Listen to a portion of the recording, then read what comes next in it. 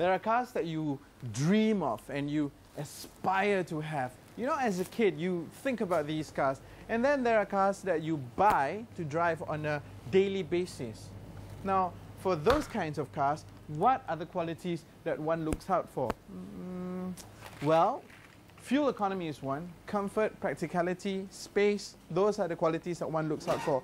So the question is, terima kasih, tak plastic, what car is the best car for you out there? Okay, how about a car that has oodles of all those qualities, but with a bolt-on, faster-looking kits? Well, how about the Nissan Almera?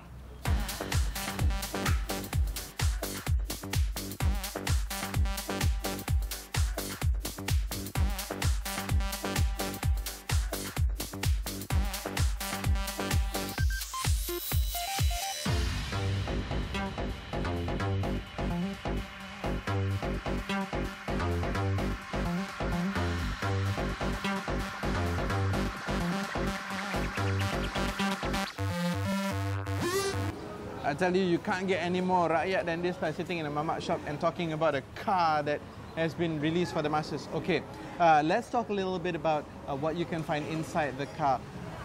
The best-selling feature of this particular car is its roominess. You've got a lot of legroom both in front and at the back, and also a lot of headroom. So anybody that's 6 foot, 6 foot 1, 6 foot 2, no problems at all whatsoever, because that is exactly what this Nissan Almera is for. It's for the space. It's got oodles of it.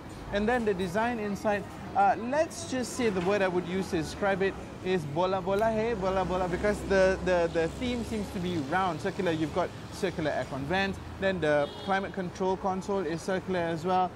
It adds a little bit of quirkiness and cuteness to it. It might be to the liking of some, it might not be to the liking of others. Well, of course, looks is completely subjective, and again, it's the same for the outside looks. Now, the outside looks in this particular car with the Impal body kit is supposed to make it go, look that it could go faster, but that doesn't necessarily mean that it will go faster. It's got that body kit outside, and also that extra special exhaust tip. The fabric of the seat, you can option for leather, but otherwise it comes with fabric standards. Apart from that, the position, the driver position is a very comfortable one. The steering wheel has got audio controls on it, so that's basically what you need in a car this level. So earlier what I said, comfort, yup, check, economy, and also practicality. Practicality, oodles of it, simply because you've got the sheer size of the interior as well as the boot space.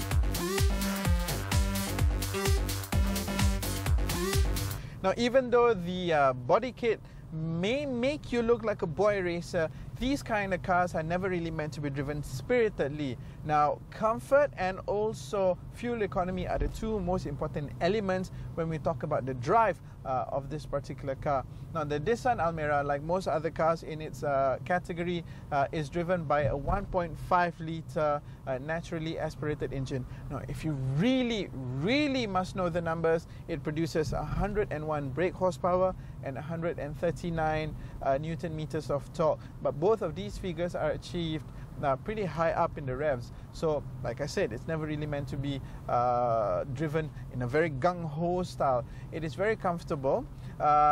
Fuel economy is indeed one of the star features of this car. No problems at all in returning 14.9 kilometers to the litre as was advertised. Now, this particular model with the Impal-tuned suspension may not be as comfortable as the regular variants because the Impal springs are meant to be slightly stiffer. But the normal variant would actually have the regularly damped springs, and those are very comfortable indeed.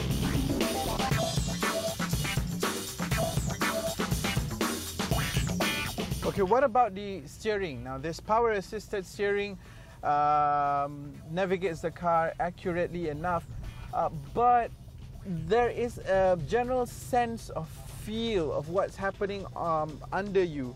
The feedback ain't that great, but then again, it's not quite a problem if you're not driving like I said earlier, spiritedly, it does point the car in the right direction easy enough and accurately enough, as I said earlier.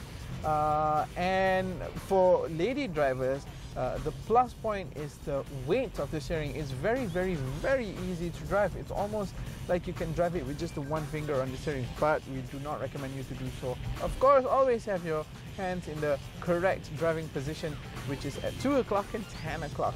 But the weight is a plus point.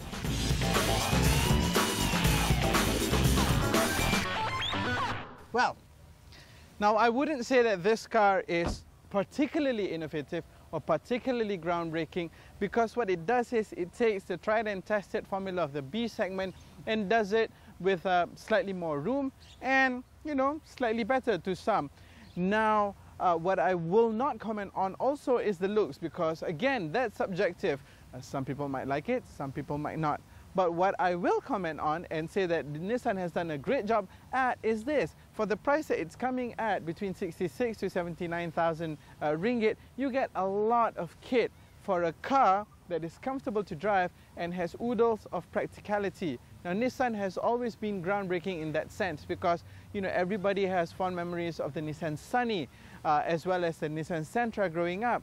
Now, this could possibly be the new generation of groundbreaking Nissan family car, the Nissan Almera. Now we have to wait to see if the public is going to look upon it with a warm heart like how we did with the Sunny and as well as the Sentra. That's it for this week. More exciting content next week, including another Volkswagen drive, this time in Germany with the Amarok. But heads up, there is a new auto magazine in town, you know, from the Astro publication stables. It's called Car and hits the newsstands this Wednesday. Check it out.